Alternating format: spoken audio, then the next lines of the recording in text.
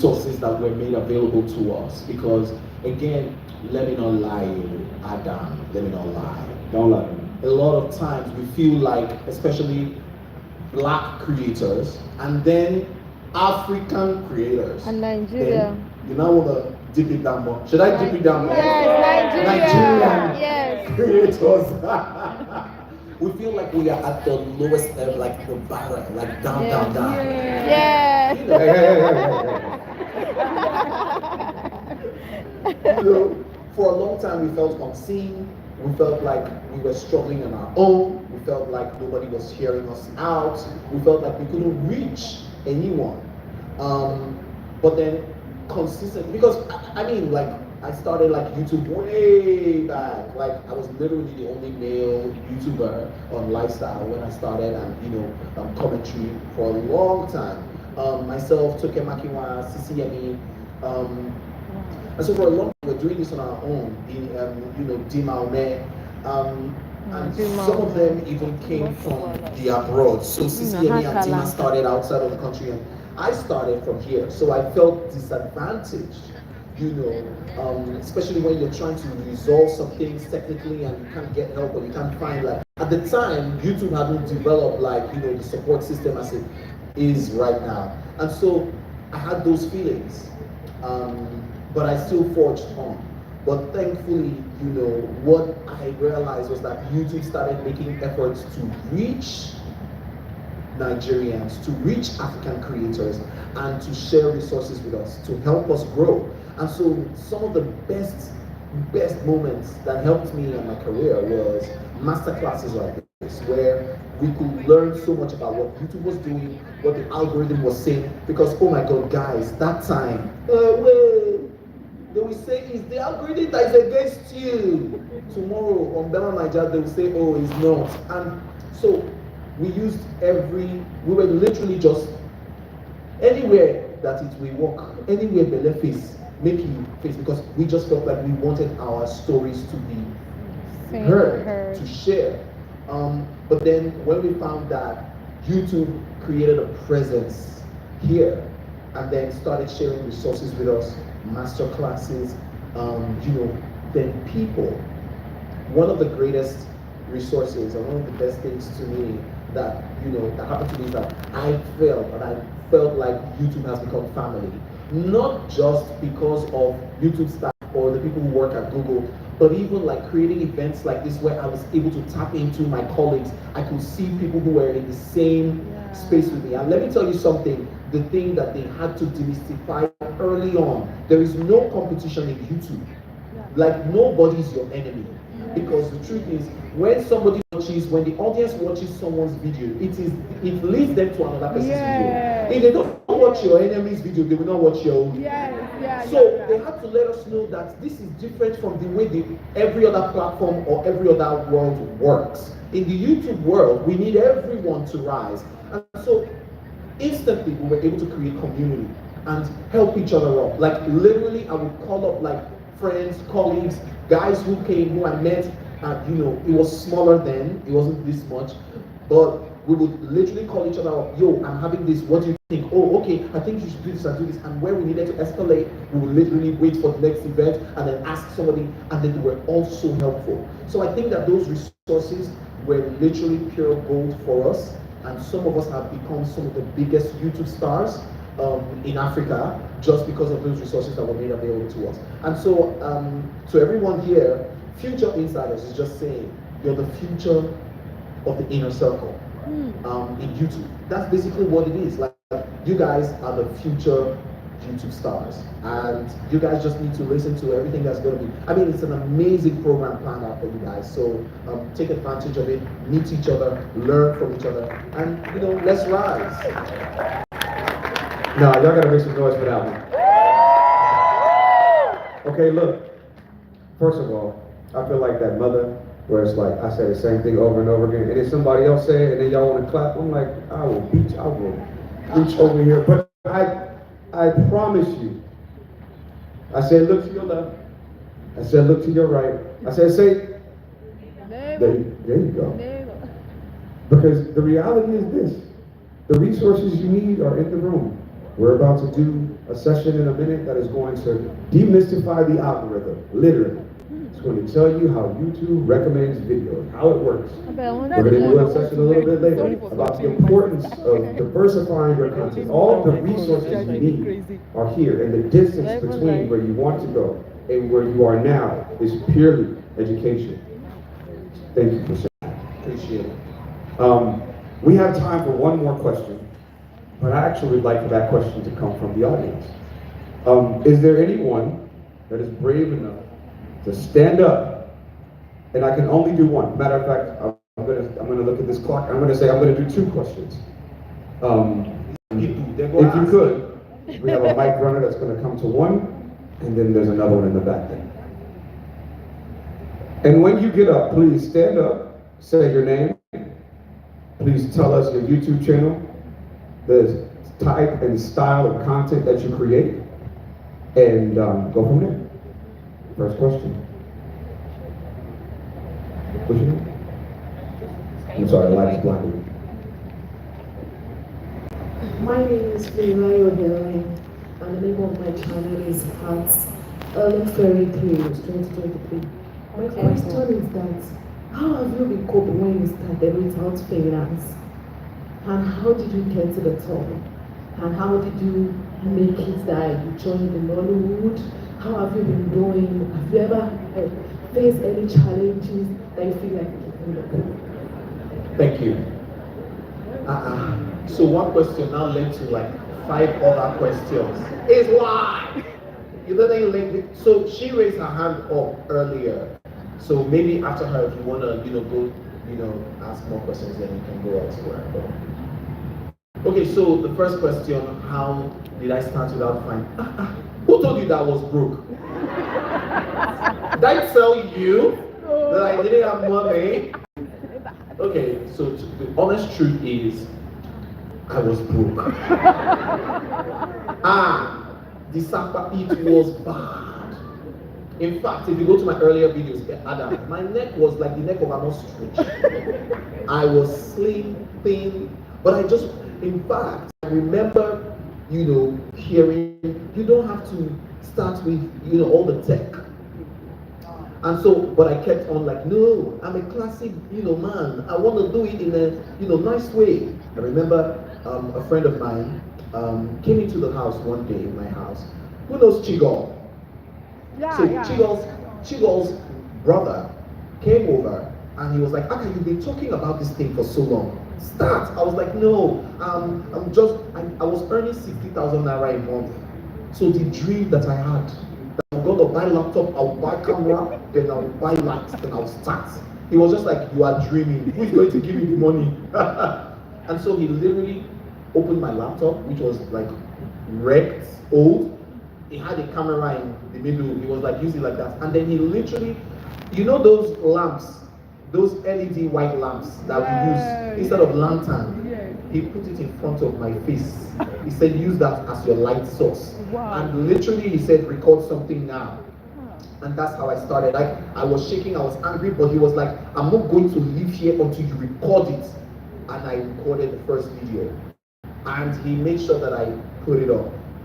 It was from that video that I started learning how to edit. I went to YouTube and learned how to edit with iMovie. I was just like, what's the most basic editing tool? It was iMovie at the time, so I used iMovie.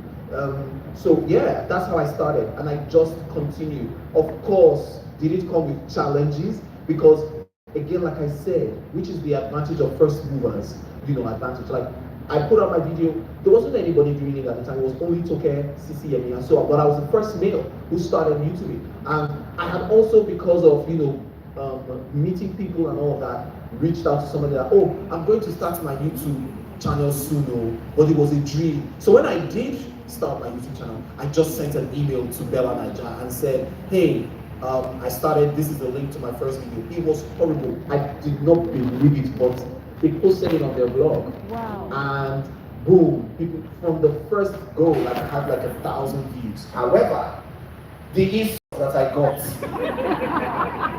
they insult me. I cried. I stayed on my bed. I went under my duvet. I was just like, this is a lot for my first one. how could they do this? Because I attached my product, my video, to my identity, to who I was. And I felt like if they were saying the video was bad, then I was bad, or I was a bad person. Of course, I quickly learned how to separate that and grow tough skin. But, you know, the truth is, I read through every single comment on Bella Niger at the time. Bella Niger posted, and then 𝐷𝐄𝐒 posted. 𝐷𝐄𝐒 was the love in that day. So, you know, a couple of people, like you said, 90% of the comments were good.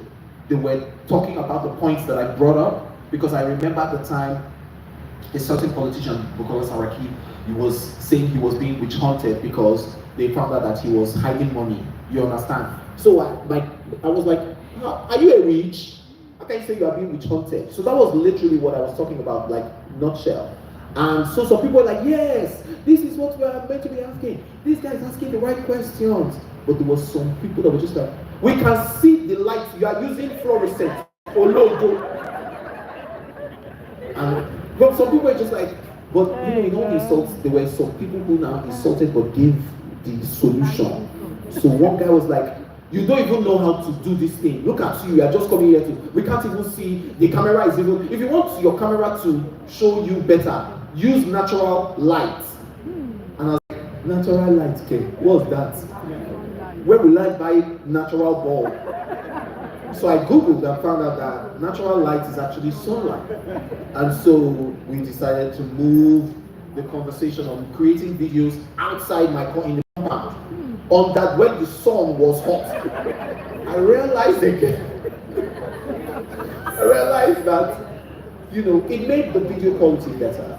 So even if I didn't have like good light, you know, natural light was better. And that's how I just started creating. So from criticism and insults, I realized quickly, like, I got over it in like 3 weeks. I started looking for criticism to get better, because I was finding the gold there. A couple of people say good stuff and give like criticism, but most of the people that I was learning from were from the insults. And so I started watching more videos and started doing better content. And then that was how somebody who saw what I was doing just felt like he could support and reached out, found a way to reach out to me and just said, I can give you my camera to use. No, like, just continue using it, you know. And that was how it all started. Like, it was free camera. I mean, I gave it back later on, but for like a year and a half, I was using other people's equipment. Like, they were just like, go, go, go, go. Pick random strangers. I literally got into a hotel to film. She opened up her father's hotel. She was just like, I love your content. Come and use our space, because your compound is not giving. Come and use our hotel compound, you know? And that was how I continued to do it. I wasn't looking at money. I wasn't getting like money from, I just really wanted to use my voice and, you know, connect with people and share my opinion to the world. Later on, success came, not as much as I wanted, but again, that was not my goal. So yeah, that's how I survived. It's funny that I hear these stories over and over and over again from creators around the world. And the origin story is always so interesting. Everybody has an origin story. Everyone started in their living room, started on their floor, in their sad compound. It's, okay, everyone has a story, and this is a part of yours as well. Another question, please. Oh, she's here, yes. Hi everyone. Hi. My name is Victoria Effiong, and my channel name is Craftoria. What we do as Craftoria is that we teach anime stuff, we teach how to make crafts, how to read, like literally everything craft. So my question for you, sir, is that I'm hearing you today, I realize that you're a multi-talented person. So now, how are you able to reach down? Because me too, I'm also a multi-talented person, and sometimes get this bored. I love to crochet, I love to read, I love to do a lot of things, but I don't know which ones to like focus on at the moment. So I really want to hear that. Thank you so much. You guys are asking such good questions. Please put your hands together for her. I'm gonna respond in a vulnerable way. I'm gonna be vulnerable with you guys, because again, like, you guys are the new stars, and I want you guys to have as much success as you deserve. Whew. Being a multi-potentialite, if it's not properly handled, can be a disadvantage. It's all well and good when you feel like you're multi-talented, but when it's time to do the work and create your path, it's harder than somebody who knows that, oh, this is the only thing I want to, I will die here. When you have so many interests, and then not just interests. I've seen people that they say, I'm an artist, I'm a music artist. They say, oh, you're singing. Like, when that's crazy. But when you know you can do it, like, that's hard. When you're a good actor, when you're a good singer, when you're a good writer or storyteller, when you are a good analyst, oh my God, where will you start? And so for a long time, that was my struggle. And it held me back for so many years. I saw so many of my friends move forward and make decisions in life, and I just couldn't move forward because I didn't know what I wanted to do, which one to do first, how to start, what if I make the wrong choice in all these things? Because again, like, I just felt like I don't want to miss it. But the truth is, I realized that I was missing out by just not moving forward and being afraid and feeling that I wasn't even good enough for some of the things that I felt like I could start in. And so it's, you guys, community is everything. Like, having people in your life that will constantly tell you, you can do this, you have to do this. Like, I remember friends would come into my office and they would say, Aka, why are you here? I was, in the office, doing well. I was good at my job, but they all knew I was not meant to be here. I think the turning point was when my, colleagues they would just be gisting and they would just be like, Aka, they wasted this place. Then my manager called me one day and was like, you're bigger than this place. That was when I went home. I was like, my life, God help me. And I was just living my life. I wasn't doing anything to show anybody anything. But guys, I started to talk with people and ask for, I connected with 𝐕𝐈𝐃𝐄, and people like were just ahead. And I didn't go after them like, oh my God, I want to, do everything you're doing. Oh, can I get your number? No, if I see them at a spot, like 𝐈𝐾 was in the game, like they used to be called Wild Child. Those days it was radio. And I just saw him at an event and I was just like, what do I do? Like, I went straight to the point. I didn't say, can I get your number? He doesn't know me, he doesn't care about me. I just need wisdom now. And I asked him, and he said, if you are multi-talented, start with anyone first. Anyone. You're good at everything, right? So if you choose one first and grow in that, the truth is, what we fail to realize is that all our gifts are connected. They are all linked. One go pull the other one up. So when I started YouTubing, people began to see that, this boy, he's so funny and he's so endearing. People fell in love with me, and they opened doors for me to come for auditions. And then because again, I had started from, being on TV, hosting a TV show. It gave me oh my God, guys, you don't even want to hear the story of how I started in TV. It was a fail. Like, my audition was horrible, but somehow I got the job because of attitude. The guy who got the job got fired because he was talented but didn't have good attitude. So they're like, we saw raw talent during the auditions, let's get that guy. We'll train him. So they took a chance on me, trained me. I was now able to gain confidence in front of the camera. Then started out YouTubing. From YouTubing, people saw me, invited me for auditions for movies. And then from there, I became even bigger and better. I then also started to do other things that I was interested about. Look, from there, I just started, from film, YouTube, from YouTube, theater. I just had time, because again, as a new actor, I realized that I wasn't getting called every week or every month. So what I will do is I will then share all my responsibilities. Okay, maybe this month is the peak period for acting. Next month, when I see something on I will start entering other opportunities in other interests that I have. So I think that you can always do everything you want to do, but start with one first. That one will clear the pathway for other people to see other talents and make other, get things rise to the table. So just start with one. Anyone, and be focused on it. Yeah. I think we are going to transition. Thank you so much for that. Oh, I did have one thing too.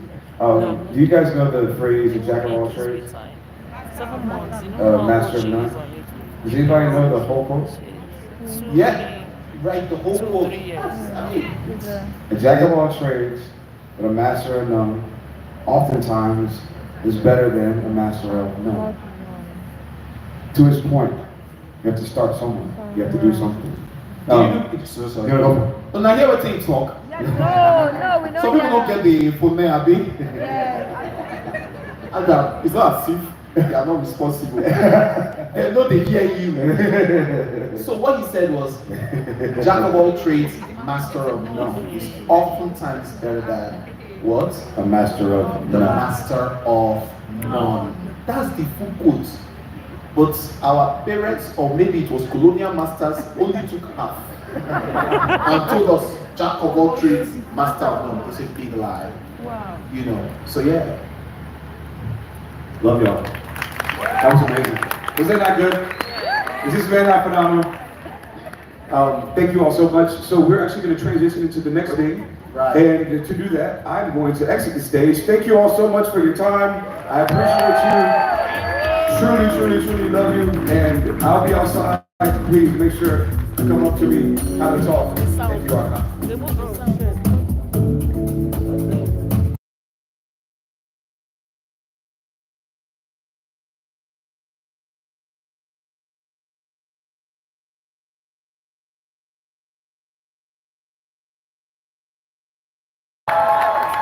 You guys are an awesome crowd. Thank you all so much for being here.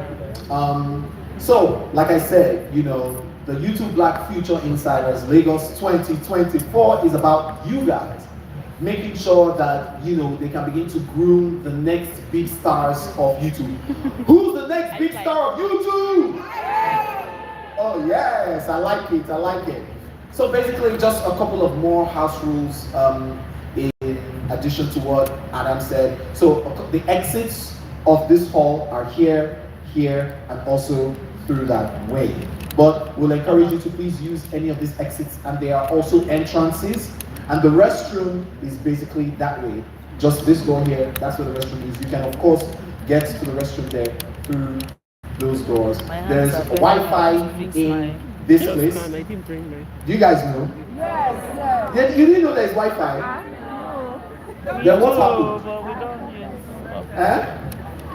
You don't have a smartphone. We don't have phone. You don't have the password. The password is YouTube Black. YTB all caps. YTB. I know, I don't Y in the YouTube, T in the YouTube, and B in the all caps. Okay. Well, those three letters are caps. So every other thing lower caps. But YouTube Black is the password. I mean, it's Google. Don't worry. The internet is loaded. It's fast. It's ready for you guys. They are ready for you guys. Guys, we have such an amazing program, amazing masterclass planner for you guys today. You guys are gonna have fun. We have games coming up and gifts to be won. Connect more and make sure you make use of all the opportunities you have. We're going to be quickly moving on to the next program. My name is Aka Nnani. I'm so sorry for being rude. I didn't introduce myself. My name is Aka Nnani. You've heard a lot about me from the first, so there's no need for much. But I'm excited to be hosting with you guys. Of course, when we're doing the break and when the DJ's playing music, we can take pictures and connect and talk, okay? So we're just going to be moving on to the next segment of this real quick. We're going to be talking about gamifying the game. Gaming the game. Gaming the game is about, let me just break it down. It's just about the algorithm. So we're just going to be coming here to talk about how you can make the algorithm work for you. The strategies you can take, you can use to make sure that you put your content and you harness it to share your content with the world. I mean, sometimes they will say, if you want your video to, the algorithm, if you want the algorithm to work, like. So everybody will say, please like my video if you're watching. Sometimes they'll say, no, it's share it. Share it. Before you even start, hello guys, you're welcome to my channel. Please share the video. Some people is subscribe. If you have more subscribers, you can the algorithm will go break the brain. So subscribe to my YouTube channel. Thank you. All that one. And we know. So, I mean, some of those things are actually true. But again, I think that the algorithm is more than that. And so somebody's going to be coming here to speak with you on that, and also you can ask questions with regards, how you can use the algorithm or, harness the power of the algorithm for your advantage. 𝐕𝐈𝐃𝐄 is a senior strategic partner manager at YouTube, leading creator efforts in Nigeria and supporting top content creators and media companies across sub-Saharan Africa. He also managed YouTube Black Voices Fund in Nigeria and Kenya, and helped launch the first Creator Future Insiders program in Ghana. So this guy knows the African market and knows the African space very well. With experience at major tech and media companies like Facebook, PwC, and YouTube, 𝐕𝐈𝐃𝐄 leverages his expertise in strategic management and digital media to shape Africa's creator economy. His mission is to amplify impactful stories and provide a platform for underrepresented talents to be seen and celebrated. Ladies and gentlemen, future YouTube stars, please, with a round of applause, welcome 𝐕𝐈𝐃𝐄.